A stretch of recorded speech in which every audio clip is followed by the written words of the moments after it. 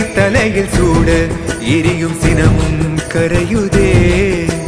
தோன்றும் யாவுமே அழியும் என்றனை இந்த நாணவம் அழித்த சிவசக்தியே என்றும் அழிந்திட